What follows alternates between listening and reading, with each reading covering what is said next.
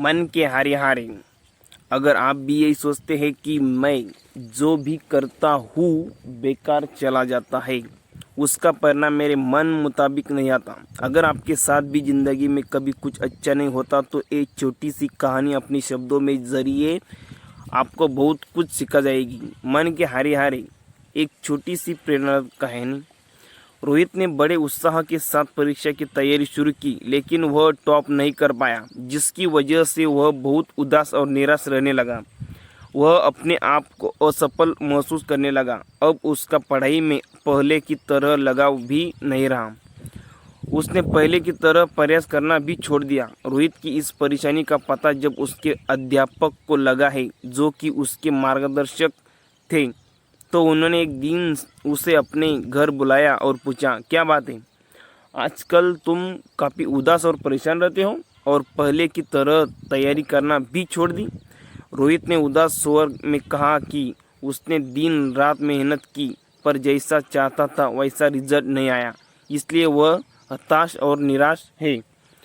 अध्यापक कुछ समय के लिए शांत रही, फिर कुछ सोचकर उन्होंने उससे कहा कि मेरे पीछे आओ।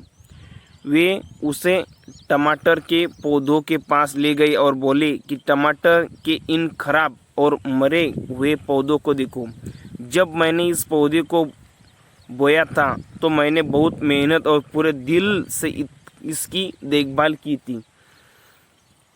मैंने समय समय पर सही मात्रा में पानी दिया, खाद भी डाली और कीटनाशक का छिड़काव भी किया, पर फिर भी यह खराब हो गया। तो क्या?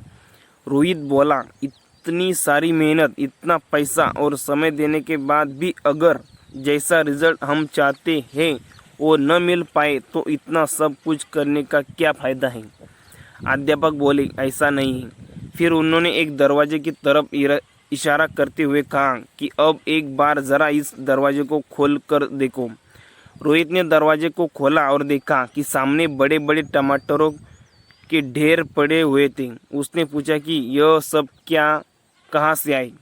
अध्यापक बोले, टमाटर के पौधे के खराब होने का मतलब यह नहीं है कि सभी के सभी पौधे खराब हो गए।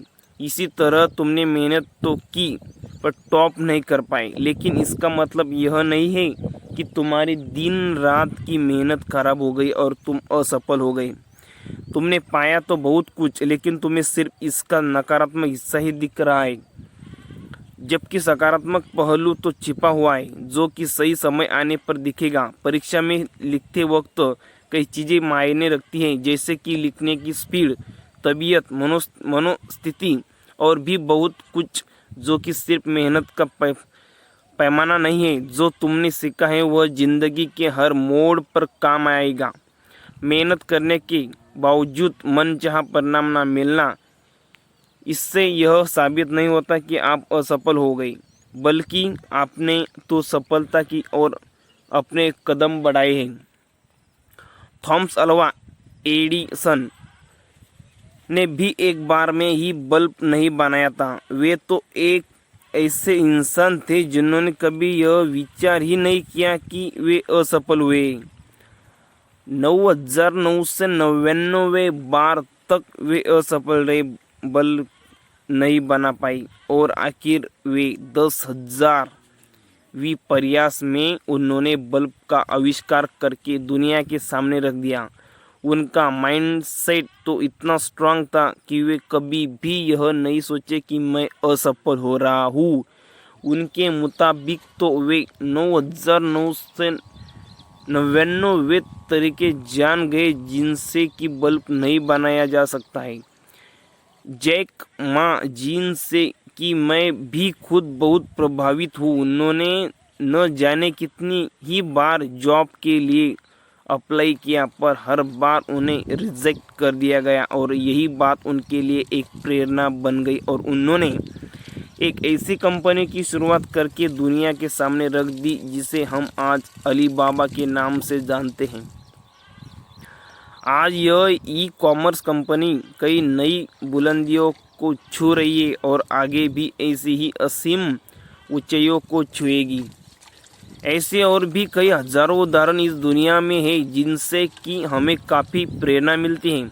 अगर इन्होंने भी अपने आप को एक फेलियर समझा होता तो आज वे इतने अमीर नहीं बन पाते। निराश होने की जगह यह सोचो कि तुमसे कहाँ चूक हुई और उस चूक को सुधारने की कोशिश करो। ये बात उन सब पर लागू होती है जो जीवन में कुछ करना चाहते हैं, लाइफ में आगे बढ़ना चाहते हैं। जब रेस लंबी हो तो ये मायने नहीं रखता कि कौन कितनी तेज़ी से दौड़ रहा है, मायने तो यह रखता है कि कौन कितनी ज़्यादा देर तक दौड़ सकता है। रोहित ने अब सफलता का पाठ पढ़ लिया है। वह अच्छी तरह से समझ चुका है कि उसे अब आगे क्या करना है। वह एक नई आशा और उमंग के साथ अपनी सफलता की राह में आगे बढ़ चला है। विसफलता बस फिर से शुरू करने का एक और अवसर है। बस इस बार और अधिक समझदारी से आपको बस यह करना है। जितने बार आप असफल होते हो उतनी बार आप नई चीज़ें सीखते हैं। जैसे कि 12वीं की कक्षा में फेल हुआ, जिससे मैंने सीखा कि क्या गलतियां हुई और उस गलती को सुधारने पर ध्यान दिया। असफलता ही हमें सफलता की कीमत बतलाती है। 12वीं कक्षा परीक्षा पास करने पर दिल से जो खुशी हुई उसे मैं शब्दों में व्यक्त नहीं कर सकता।